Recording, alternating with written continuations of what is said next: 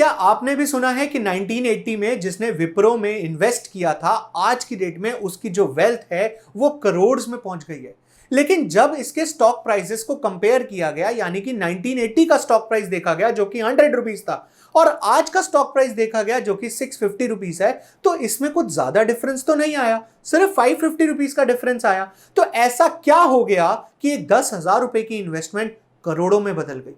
इसी वीडियो में मैं आपको बताऊंगा कि ऐसा क्या हुआ था और यही है हमारा आज का टॉपिक। और दोस्तों, आज मैं आपको एक बोनस टिप भी बताऊंगा, यानी कि मैं आपको लास्ट में यह बताऊंगा कि आप कैसे ढूंढ सकते हो ऐसे शेयर्स जिसमें ऐसा जादू होने वाला है।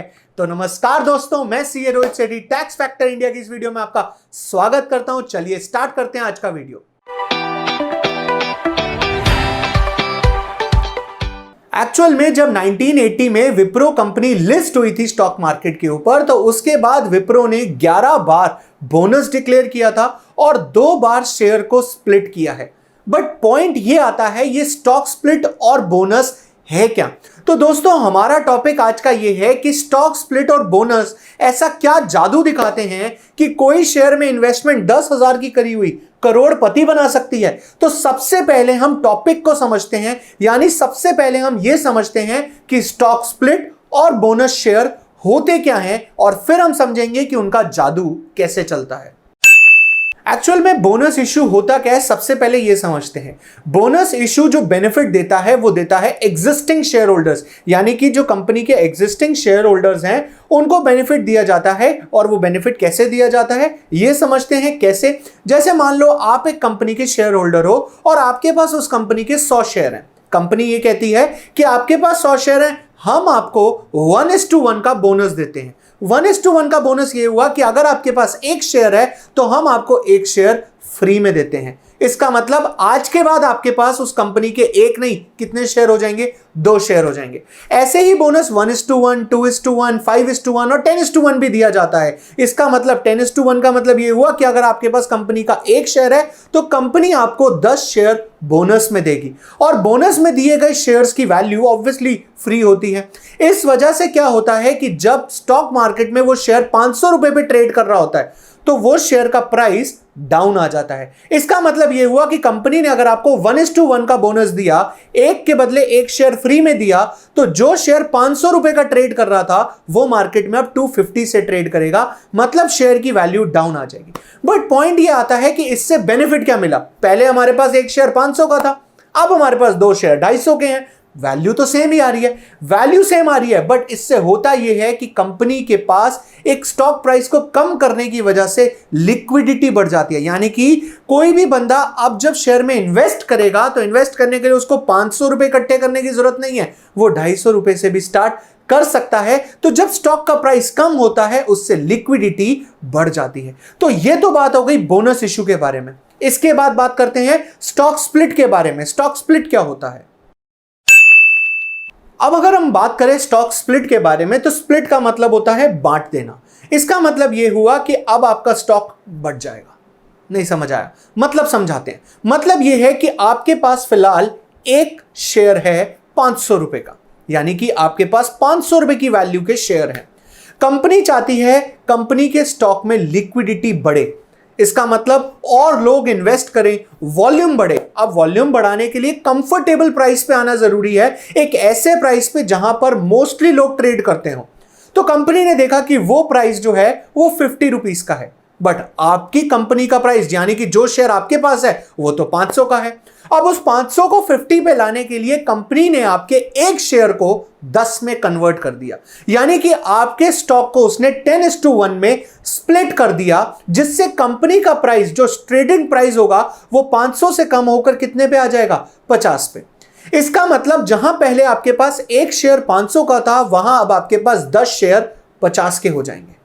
वैल्यू बिल्कुल सेम रही, लेकिन एक ऐसा कंफर्टेबल प्राइस आ गया जिस पे अब नए इन्वेस्टर्स आएंगे और वो उस कंपनी में इन्वेस्ट करेंगे, तो ऑब्वियसली आपको उसका बेनिफिट मिलेगा, क्योंकि ज्यादा से ज्यादा इन्वेस्टर मतलब स्टॉक का प्राइस ऊपर जाएगा। अब पॉइंट ये आता है कि जब बोनस इशू में भी प्राइस डाउन आ जाता है, वैल्यू सेम रहती है, स्टॉक स्प्लिट में भी प्राइस डाउन आ जाता है, वैल्यू सेम रहती है, तो दोनों में डिफरेंस क्या है? डिफरेंस सबसे बड़ा बोनस इशू में और स्टॉक स्प्लिट में यह है कि बोनस इशू में जो स्टॉक की फेस वैल्यू होती है वो सेम रहती है। यानी कि कंपनी ने आपको फेस वैल्यू 100 वाला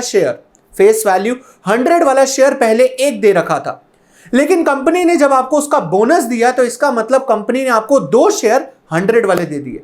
इसका मतलब आपकी फेस वैल्यू जो दी, जो पहले 100 रुपए थी, वो बढ़कर 200 हो जाएगी। लेकिन स्टॉक स्प्लिट में ऐसा नहीं होता। स्टॉक स्प्लिट में जहां आपकी वैल्यू एक शेयर की पहले अगर 100 रुपए थी और अगर वो स्प्लिट हो जाता है तो फेस वैल्यू भी कम हो जाएगी। इसका मतलब अगर स्टॉक स्प्लिट 1:1 से होता है तो नंबर ऑफ शेयर्स 2 हो जाएंगे, लेकिन फेस वैल्यू कम होके 50 हो जाएगी। तो बेसिक डिफरेंस जो बोनस इशू में और स्प्लिट शेयर्स में है वो ये है कि बोनस में जो फेस वैल्यू होती है वो डाउन नहीं होती और स्टॉक स्प्लिट में फेस वैल्यू डाउन हो जाती है। अब देखना यह है कि विप्रो में ऐसे स्टॉक स्प्लिट्स और बोनस इशू कैसे हुए, या इतने कितने बोनस इशू हुए जो एक 10,000 की इन्वेस्टमेंट को 1200 करोड़ तक ले गए, ये समझते हैं। तो 1980 में अगर कोई इंटेलिजेंट इन्वेस्टर रहा होगा और उसने एक इंटेलिजेंट डिसीजन लिया होगा तो उसने डिसीजन लिया होगा कि 100 शेयर विप्रो के खरीद लेते हैं और इसको नहीं बेचूंगा भाई, कब तक, जब तक रख सकूंगा नहीं बेचूंगा। अगर ऐसा डिसीजन उसने लिया तो क्या हुआ ये देखते हैं। सबसे पहले उसने 1980 में खरीदे 100 शेयर। 1981 में कंपनी ने 1:1 का बोनस दिया, यानी कि 100 के 200 शेयर हो गए। 85 ने कंपनी ने फिर से 1:1 दिया, यानी कि 200 के हो गए 400 शेयर। 86 में कंपनी ने शेयर्स को स्प्लिट कर दिया 10:1 की रेशियो में। इसका मतलब 400 शेयर बदल गए 4000 में। 87, 89, 92 तीनों साल में कंपनी ने 1:1 का बोनस दिया। इवन 95 में भी कंपनी ने 1:1 का बोनस दिया। इसका मतलब नंबर ऑफ शेयर्स हो गए 64,000, 64,000। 97 में कंपनी ने 2:1 का बोनस दिया। इसका मतलब शेयर्स हो गए 1,92,000। 1999 में कंपनी ने फिर से स्प्लिट कर दिया 5:1, यानी कि नंबर ऑफ शेयर्स 9,60,000।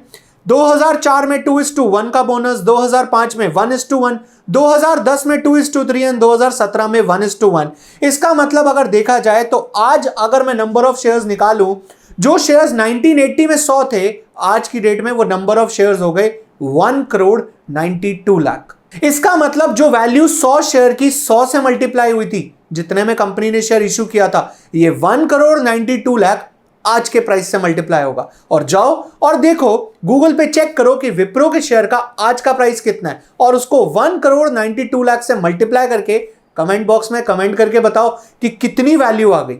अब मैंने जैसा कि स्टार्टिंग में आपको बताया था कि कैसे पता लग सकता है कि कौन सी कंपनी बोनस इश्यू करने वाली है, ये देखते हैं। अगर आप कंपनीज एक्ट उठाकर देखोगे ना, तो कंपनीज एक्ट में एक साफ साफ बात यह लिखी है कि कोई भी कंपनी अगर बायबैक ऑफ शेयर करती है, यानी कि अपने ही शेयर मार्केट से वापस खरीद लेती है, तो उसके लिए उनको एक रिजर्व बनाना पड़ता है। मैं टेक्निकल टर्म्स में नहीं जाता, एक छोटी छोटी मोटी मोटी बात करता हूं कि उनके लिए उसको एक रिजर्व बनाना पड़ता है।